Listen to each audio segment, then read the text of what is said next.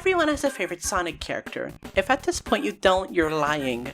With a franchise this old, if you don't like a certain critter, it's almost guaranteed there's about 300 other characters for you to discover, whether they come from official, modern material or what's considered more niche.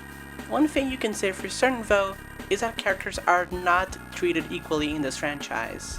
If you're a fan of the mainline crew, Sonic, Tails, Knuckles, Amy, and others that appear regularly, you're in pretty good hands as they will undoubtedly appear in games or comics. If you're a fan of slightly lesser known characters like Metal Sonic, Silver, Blaze and Jet, you'll sometimes see things from them, but they most likely will not serve huge plot points and will generally not do a lot. Now, if you're a fan of the more niche, like the Chaotix, Emerald, Chaos, and characters similar to them in popularity, just don't hold your breath. It's rare that they get new content being made of them at all, and if they do get something, it's almost guaranteed we won't be seeing them for a pretty long time. Ignore that some of these characters are just straight up dead. Now, what if I told you that there was one character that was at first, yes, not the most popular, but ended up completely stealing the spotlight? Shadow the Hedgehog introduced in... Come on, it's 2026, you know who Shadow the Hedgehog is. Yeah, remember when this guy wasn't considered the second most popular character of the entire franchise? After Sonic 06, Shadow had a pretty major fall in popularity. While he appeared in games, they were mostly in spin-offs, while he was kept more or less vaulted in the main games. That was until Sonic Forces. Despite him having his own mini-story that takes place before the events of the game, Shadow's character is actually regressed here. He's portrayed as a loner again. Sorry, was the point of 06 and Heroes not that he actually has people he can lean on and be friendly with? Sure, he has always been a quiet character, but he was goddamn loyal to Omega and Rouge. Much like many introverts in real life, he had his own small but trusted group of friends. But in Forces, he even goes out of his way to insult Omega. You can't go making a big scene. You should have known better to send Omega out like this. Yes, this can be seen as simple banter, but seeing the expression on Shadow's face and the previous comment on not meeting anyone, it just seems like he's actually annoyed. This for me is part of a larger issue with Team Dark, in huge quotation marks, but that's a topic for an entirely different video altogether. Clearly, the issue was that Sega didn't know how to write Shadow. He's a stereotype here. This isn't Shadow, this is what people think Shadow is at first glance. This portrayal of Shadow unfortunately continued through official animations, the IDW comics, which gave us this just complete encapsulation of what Shadow's character was in this era. Oh look, even more material with Shadow hating his friends. That's exactly what Shadow fans needed. It would only take a few more years until... Fearless Year of Shadow.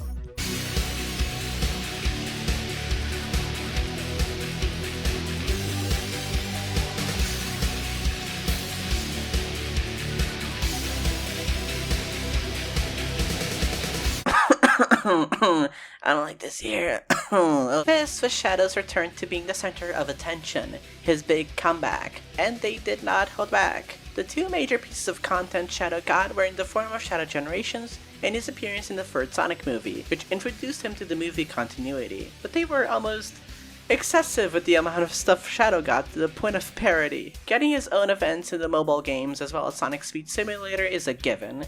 Getting to be playable in the most gate-kept Sonic games of all time is pretty impressive, but getting not one, but two LEGO sets, a physical version of the Dark Rider, and its own mini-animated episode depicting the events before Shadow Generations is next level. Damn it, he was even supposed to get special comics for him, but those were unfortunately cancelled. And god damn did it work. Shadow Generations is an amazing game, Sonic 3 is a great movie, and Shadow's bike is fucking real! Even after the year had ended, Shadow got the spotlight in the Sonic Racing Crossroads trailer animation, with him literally winning the race, overpassing Sonic. Mind you, this animation came out in August of 2025. Shadow's year was in 2024. I can't even lie, that's just fucking funny. This is when something even funnier started happening. Slander. Shadow slander. In the last, I wanna say, 2 or 3 years, give or take, slander of your favorite character is just something you kind of have to accept on the internet. If you're on anime Twitter, hell, if you're on Twitter at all, you've seen one of these posts, making the character out to be actually a bum, and calling them out on their failures. Most of these posts follow the structure of this potential man meme that was made originally about Megumi Fushiguro of Jujutsu Kaisen. These posts are pretty harsh, but almost always kind of a half joke, not to be taken too seriously while pointing out the flaws in the character's writing. In Shadow's case, with the character's long history of being portrayed weirdly or straight up being badly written, there was plenty of ammo, and the fact he was getting so much attention was used against him too, as Shadow got the title of the greatest character of the franchise, accusing him of hogging all the attention that other characters could have gotten. It was a fun trend that had died down significantly, with it reaching its peak when the Shadow the Hedgehog IP was announced right as Twitter was making Silver Trend with concepts of his future. Though it did die down, it came back full force because of a tweet from a certain account. Not getting too far ahead of myself, now we need to introduce Mighty the Armadillo. Yes, this is a character that does need introduction, because you know how I mentioned previously that there is certain very niche characters that get one major role and will most likely never see again? Mighty is the goddamn poster child for forgotten niche Sonic characters, and part of me wants to believe it's solely because his initial appearances were niche even when they were released. Originally appeared in Sega Sonic the Hedgehog in 1993, designed by Manabu Kusunoki, who also designed Ray the Flying Squirrel, Mighty shares a lot of visual design to Sonic himself, a deliberate choice by Kusunoki, as both him and Ray would play identically to Sonic in the arcade game, apparent in the way that Ray and Mighty's shoes are practically identical to Sonic's, with Ray's shoes eventually changing to be blue while Mighty's got this weird strap. This is honestly quite a weird first appearance, as the arcade machine for this game only made fewer appearances in the West, and completely untranslated at that. Plus, it was never re-released in any form, leaving it as a very obscure piece of media in general. He will later appear in Knuckles Chaotix as a stand-in for Sonic, though Ray just didn't make the cut. Yet again, another game that was very unpopular on release due to how completely differently it played from the other Sonic games at the time. Then he disappeared from the franchise for over 20 fucking years. Missing? Yeah, no shit, dude. These are actual posters in Sonic Generations. I think that's freaking hilarious. Vector, Espio, and Charmy made their return in Sonic Heroes and would later become recurring characters in the franchise, appear in spin-offs and such, while Mighty and Ray were completely left behind. Their eventual grand return came in the form of the Plus DLC for Sonic Mania, the objectively best 2D Sonic game of all time.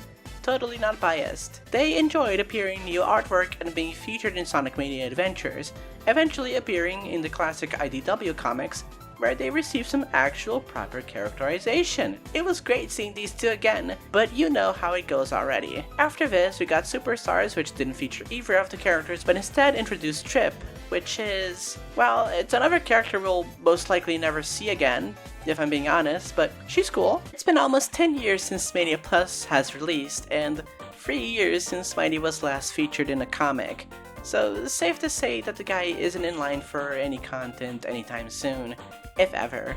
Which is when we come back to this tweet. There was a subsequent one by the same account, but this was the main one.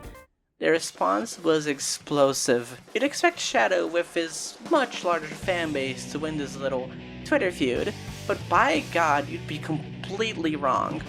Shadow had pretty much built up a reputation of thieving characters of attention they deserved, compared to Mighty, who predated Shadow considerably and was completely forgotten for 2 entire decades. This was a character with a die-hard fanbase. Slander posts were made, a lot of art was made, and goddamn was the agenda on an all-time high. Fuck power scaling, this is a playground now where nuh-uh is a valid argument. But all in all, this wasn't much more of an unserious old Twitter banter, at least for me. But it does resonate a little with me how unexpected the Mighty fanbase was in retaliating. Like, come on, this is the perfect underdog story. Two characters that were modeled after Sonic purposely, sharing a black and red color scheme. Except one was given multiple game appearances, animations, comic appearances, the other was forgotten and neglected for years. I mean, I know that Mighty is a very active character in the Archie comics, but a large majority of the Sonic fanbase just has not read those. I don't know, it's just fun to think about. Ultimately, a real Shadow fan apologized in the form of a very solid art piece, and peace was made. Honestly, a part of me wants to beg for a year of Mighty, but I just don't resonate with the character that deeply, really.